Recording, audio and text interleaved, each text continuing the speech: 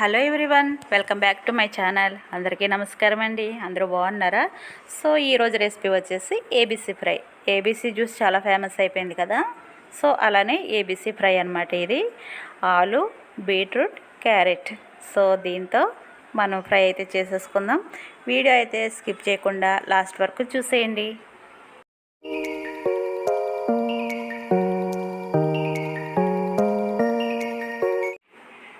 So దీనికోసం అయితే carrot, onion, tomato, beetroot, పచ్చిమిర్చి, ఆలుగడ్డ అయితే తీసుకున్నాను. సో ఇవన్నీ కూడా సన్నగా కట్ చేసుకోవాలి. ఇప్పుడు స్టవ్ మీద కడాయి పెట్టుకొని ఆయిల్ వేసుకోవాలి. ఆయిల్ హీట్ అయిన తర్వాత దాంట్లో పోపు దినుసులు అయితే వేసుకొని ఫ్రై చేసుకోవాలి. అవి కొద్దిగా ఫ్రై అయిన తర్వాత దీంట్లో ఎండుమిరపకాయలు అలాగే కరివేపాకు కూడా వేసుకొని అవి కూడా మంచిగా ఫ్రై చేసుకోవాలి. ఇవి కొంచెం మంచిగా ఫ్రై అయిన తర్వాత దీంట్లో మిగతా ఇంగ్రీడియంట్స్ అయితే యాడ్ చేసుకోవాలన్నమాట.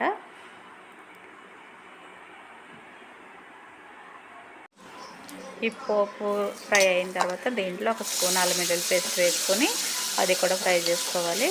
ఇది కూడా కొంచెం ఆయిల్లో ఫ్రై అయిన తర్వాత దీంట్లోకి ఒక టీ స్పూను పసుపు వేసుకోవాలి. పసుపును కూడా మంచిగా ఫ్రై అవనివ్వాలి. ఇవి కొంచెం ఫ్రై అయిన తర్వాత పచ్చిమిర్చి, ఆనియన్స్ వేసుకోవాలి. పచ్చిమిర్చి, ఆనియన్స్ కొంచెం ఫ్రై అవనివ్వాలి. కొద్దిగా పచ్చివాసన పోయి కొంచెం బ్రౌన్ కలర్ వచ్చే వరకు ఫ్రై అవ్వాలి. ఇంకా ఆనియన్స్ అయితే ఫ్రై అయిపోయినాయి కదా. ఆనియన్స్ ఫ్రై అయిన తర్వాత ఇప్పుడు ఇందులో మనం ముందుకు సన్నగా కట్ చేసి పెట్టుకున్న వెజిటబుల్స్ ఉన్నాయి కదా, ఆలు, బీట్రూట్, క్యారెట్ కూడా ఒకటేసారి వేసేసుకొని స్టవ్ని మీడియం ఫ్లేమ్లో పెట్టుకొని కొద్దిసేపు మంచిగా ఫ్రై అవనివ్వాలి. ఇవి ఒక 10 మినిట్స్లో మంచిగా మూడు కూడా మనం వాటర్ ఏమి వేయకపోయినా కూడా మంచిగా ఉడికిపోతాయి. సో మాడిపోకుండా చూసుకుంటూ తిప్పుకోవాలి మధ్యలో. ఇవి చక్కగా కుక్ అయిపోయినాయండి. అవి కుక్ అవ్వగానే కట్ చేసి పెట్టుకున్న టమాటాలు కూడా వేసేసి మంచిగా ఇంకొక 5 మినిట్స్ మూత పెట్టేసుకోవాలి. ఇంకేవో మంచిగా కుక్ అయిపోయిన తర్వాత ఇప్పుడు ఇందులో ఒక స్పూను ధనియాల పౌడర్ వేసుకోవాలి. ఒక టీ స్పూన్ ధనియా పౌడర్ వేసుకోవాలి. దాంతోపాటు ఫ్రైకి సరిపడా కారం కూడా యాడ్ చేసుకోవాలి. అలాగే సాల్ట్ కూడా వేసుకోవాలి. అన్నీ వేసుకుని మరొకసారి కలుపుకొని ఇంకొక 2 మినిట్స్ దీన్ని అయితే మగ్గనివ్వాలి. మొత్తం బీట్రూట్ కలర్తోనే కలిసిపోయింది కదా. ఇంకా మనకి ఫ్రై అయితే రెడీ అయిపోయిందండి. ఇప్పుడు ఇందులో మనం ఒక half teaspoon garam masala వేసుకోవాలి.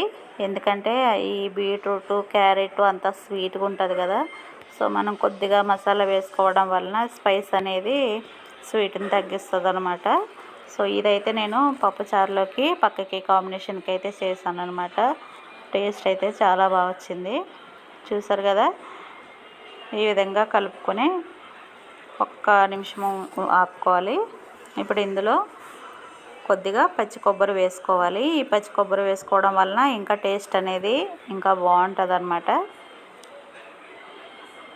ఈ పచ్చి కొబ్బరి కూడా వేసుకున్నాక ఒక్క నిమిషం అట్లా కలుపుకొని మొత్తము కొబ్బరి అంతా కలిసేటట్టు కలుపుకొని ఇంకా స్టవ్ ఆపేసుకోవడమే. మనకి ఫ్రై అయితే సింపుల్గా రెడీ అయిపోయింది. చాలా ఈజీగా చేసేసుకున్నాం కదా. ఇంట్లో 2 క్యారెట్లు, ఒక బీట్రూటు, ఒక పొటాటో వేసాను. సో మనకు మంచి ఫ్రై అయితే రెడీ అయిపోయింది. ఓకే అండి, ఫైనల్గా మనకి ఆలు, బీట్రూట్, క్యారెట్ ఫ్రై అయితే రెడీ అయిపోయిందండి. ఈ పేరు చాలా పెద్దగా ఉంది, అందుకే షార్ట్కట్లో ఏబీసీ ఫ్రై అయితే రెడీ అయిపోయిందని చెప్పుకుంటే బాగుంటుంది కదా. సో ఏబీసీ ఫ్రై అయితే రెడీ అయిపోయిందండి. ఇది టేస్ట్ కూడా చాలా బాగుంది. నేను దీన్ని పచ్చి కొబ్బరి అండ్ కొత్తిమీరతో అయితే గార్నిష్ చేసుకున్నాను. సో టేస్ట్ అయితే బాగుంది. కొబ్బరి వేసినందుకు ఆ టేస్ట్ కూడా ఇంకా ఇంక్రీజ్ అయ్యింది.